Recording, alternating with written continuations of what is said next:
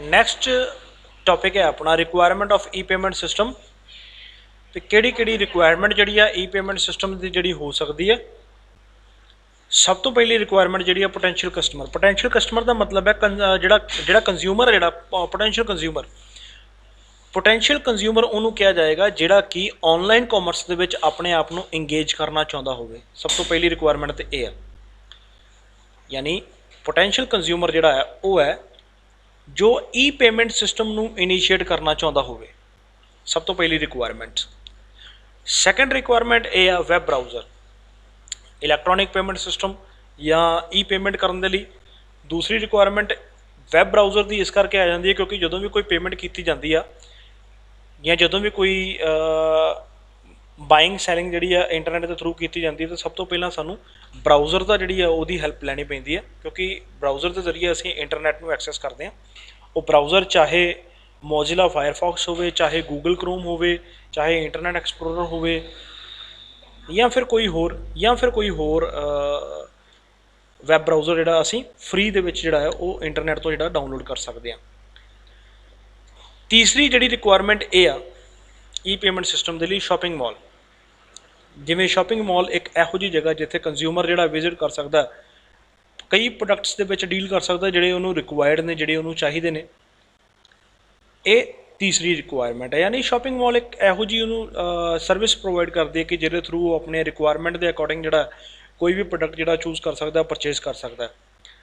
चौथी रिक्वायरमेंट यदी है मर्चेंट्स वैबसाइट्स। मर्चेंट की वैबसाइट होनी जी जरूरी है, क्योंकि जो परचेज की जाती है मर्चेंट की वैबसाइट जी वो वेखी जाती है। मर्चेंट की वैबसाइट के अकॉर्डिंग जोड़ा उन्होंने प्रोडक्ट जोड़े शो किए होंगे, या उन्होंने अपना कोई सॉफ्टवेयर वखरा बनाया हो जिहदे थ्रू वो अपने सारे प्रोडक्ट जोड़े शो कर सके किसी कस्टमर को।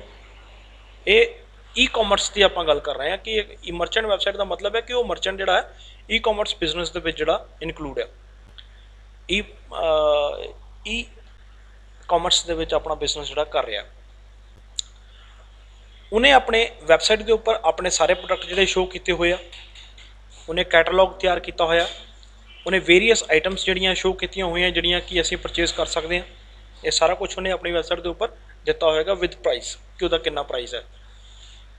फिफ्थ ये रिक्वायरमेंट आ जाती है ऑर्डर फॉर्म, क्योंकि जो भी कोई मर्चेंट की वैबसाइट के उपर सानू कोई प्रोडक्ट जोड़ा है वो खरीदने वास्ते सानू चंगा लगता है, असी एक ऑर्डर फॉर्म जोड़ा फिल करते हैं। उस ऑर्डर फॉर्म के एक तो लिस्ट ऑफ आइटम्स आउणगियां जिहड़ियां तुसीं आइटम्स परचेज कीतियां, उन्हां दी एक लिस्ट आ जाएगी, उन्होंने अगे प्राइस आएगा कि उन्होंने आइटम्स का प्राइस की है। फिर लास्ट से उन्होंने टोटल प्राइस आएगा भी तुहानूं टोटल प्राइस कितना पे करना है। तो उस टोटल प्राइस के चाहे शिपिंग चार्जिज भी जोड़े या टैक्सिस वगैरह जोड़े उन्होंने इनकलूड करके जोड़े दसे जाते हैं, क्योंकि जो भी असी पेमेंट करते हैं उस पेमेंट के कि चीज़ इनकलूड आ वो सारिया चीज़ा भी जोड़ियाँ ऑर्डर फॉर्म के जोड़ियाँ सानू शो होंदियां या वेखण नूं मिलदियां। मोड ऑफ पेमेंट कंज्यूमर को यह सिलैक्ट करना है कि वह पेमेंट किवें करना चाहता है। मोड ऑफ पेमेंट का मतलब है कि वह पेमेंट किवें करना चाहता है। पेमेंट करने के वो कई तरीके आ। सब तो पहला तरीका है डिजिटल कैश, कि वो डिजिटल कैश के जरिए अपनी पेमेंट कर सकता है। दूसरा जरिया क्रैडिट कार्ड।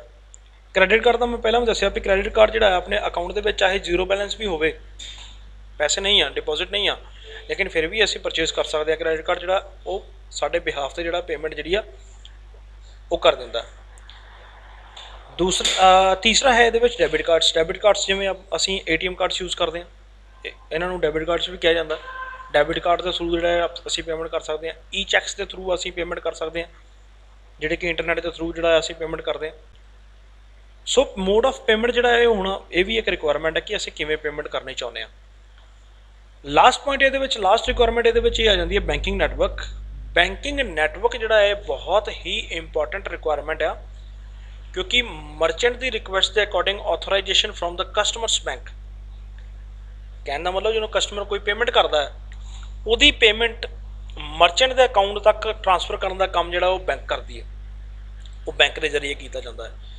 इस करके जो भी कोई पेमेंट की जाती है तो बैंकिंग नैटवर्क जोड़ा है वो इन्ना ज़्यादा इंपॉर्टेंट हो जाता है, क्योंकि वो दो बैंक इनकलूड हो रही है। एक बैंक वो है जी कस्टमर की बैंक है, एक बैंक वो है जी कि किसी मर्चेंट की बैंक है जिहदे पैसे जाने हैं, जिहदे पैसे जाने हैं तो जिहदे पैसे रिसीव होने। ਇੱਕ ਤੋਂ ਪੇਮੈਂਟ ਹੋਏਗੀ, ਇੱਕ ਤੋਂ ਰਿਸੀਵ ਹੋਏਗੀ। ਦੋ ਬੈਂਕ ਇਹਦੇ ਵਿੱਚ ਇਨਕਲੂਡ ਕੀਤੀਆਂ ਜਾਂਦੀਆਂ। ਇਸ ਕਰਕੇ ਇਹ ਵੀ ਇੱਕ ਰਿਕੁਆਇਰਮੈਂਟ ਹੈ ਕਿ ਬੈਂਕਿੰਗ ਨੈਟਵਰਕ ਜਿਹੜਾ ਹੈ ਉਹ ਵੀ ਬਹੁਤ ਜ਼ਰੂਰੀ ਰਿਕੁਆਇਰਮੈਂਟ ਹੈ, ਜਿਹਦੇ ਥਰੂ ਅਸੀਂ ਔਨਲਾਈਨ ਫਾਈਨੈਂਸ਼ੀਅਲ ਟ੍ਰਾਂਜੈਕਸ਼ਨ ਜਿਹੜੀ ਆ ਉਹ ਕਰ ਸਕਦੇ ਹਾਂ।